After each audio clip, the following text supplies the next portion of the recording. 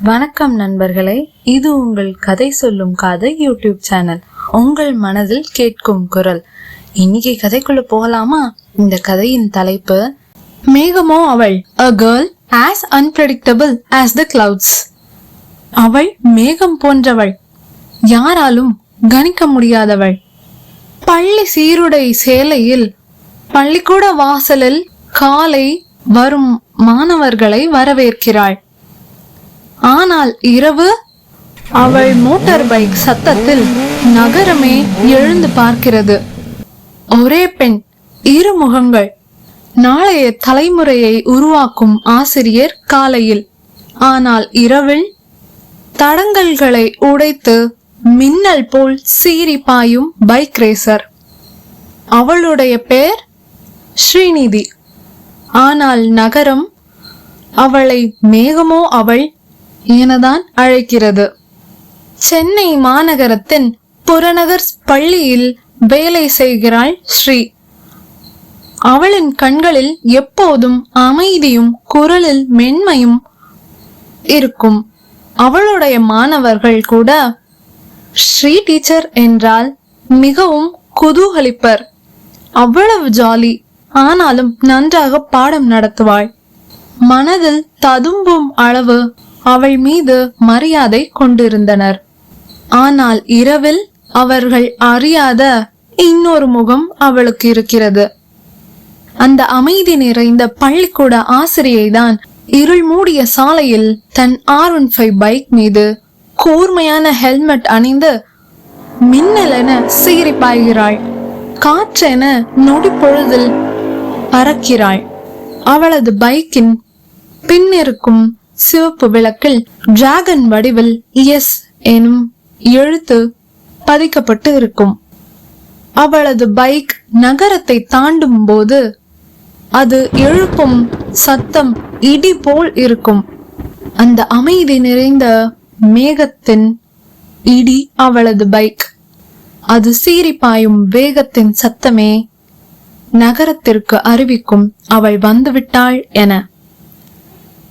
இது யாரும் அறியாத அவளின் இருண்ட பக்கத்தின் ரகசியம் ஆகும்.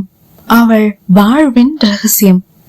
அவளும் அதை யாரிடமும் வெளிப்படுத்த மாட்டாள். அவர்கள் குழுவில் உள்ளவர்கள் கூட யாரும் அவளது முகத்தை அறிய மாட்டார்கள்.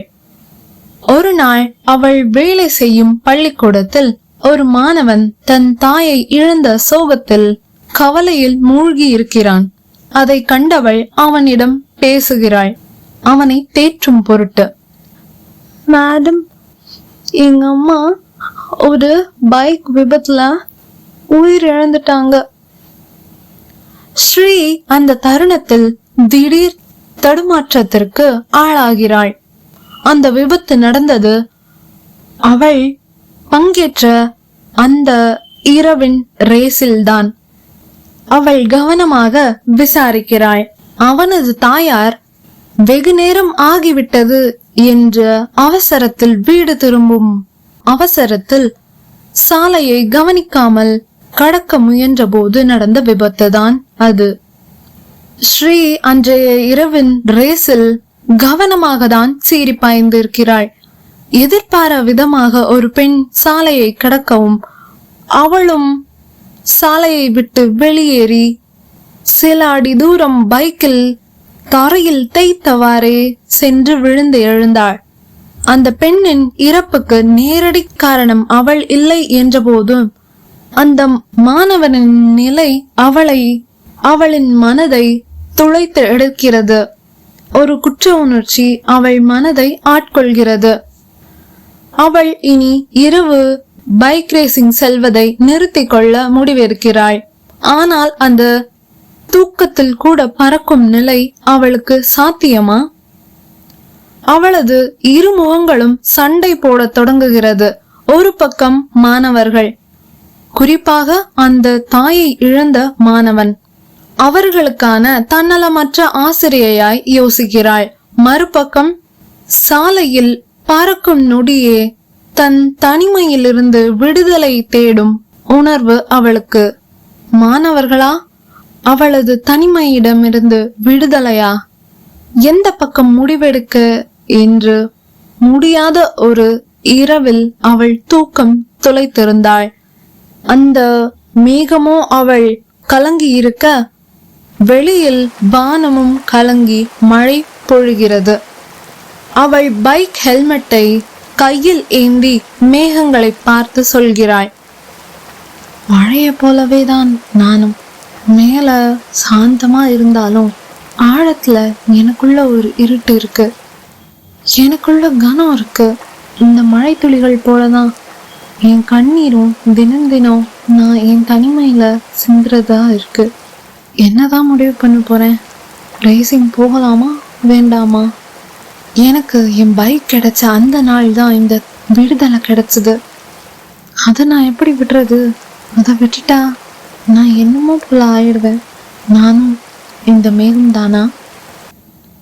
ஒரு புத்தக விழாவில் ஒரு மாணவன் ஸ்ரீயை நாடி வருகிறான். அம்மா சொன்னாங்க, மேம் சொல்ற வழியில ஃப்ரெண்ட்ஸோட தான் சேர்ந்து இருக்கணும்னு. ஆனா நீங்க மட்டும் ஏன் எங்களை எல்லாத்தையும் விட்டுட்டு இங்க தனியா உட்கார்ந்துருக்கீங்க மிஸ்? ஸ்ரீ சிறிது சிந்திக்கிறாள். மெல்ல அவனிடம் குனிந்து, வழி இல்லாம வழியில நடக்கிறவங்களும் இருக்காங்க. ஆனா அந்த வலிய தாங்கிட்டு ஒரு பாதைய உருவாக்கி அதிலிருந்து வெளியே வர நினைக்கிறவங்களும் இருக்காங்க. அவங்க கிட்ட இருந்தா நீ கற்றுக்கொள்ளணும் ஒழுக்கத்தையும் சுதந்திரத்தையும். அவளின் தனிமையிலிருந்து விடுபடும் நொடியே அவளது பைக் ரேசிங். அது அவளுக்கு சுதந்திர பறவையாக சிறகுகள் தந்து பறக்க செய்கின்றன. அவள் ஒரு ஆசிரியை தான், ஒரு ரேசரும் கூட. ஆனால் ஒரு பெண், ஒரு மனது. அவளை யாராலும் ஒரு பக்கமாக விவரிக்க முடியாது. ஏனால் அவள் மேகம், அன்பிரடிக்டபிள், அன்ஸ்டாப்பபிள். மேகமோ அவள். நன்றி.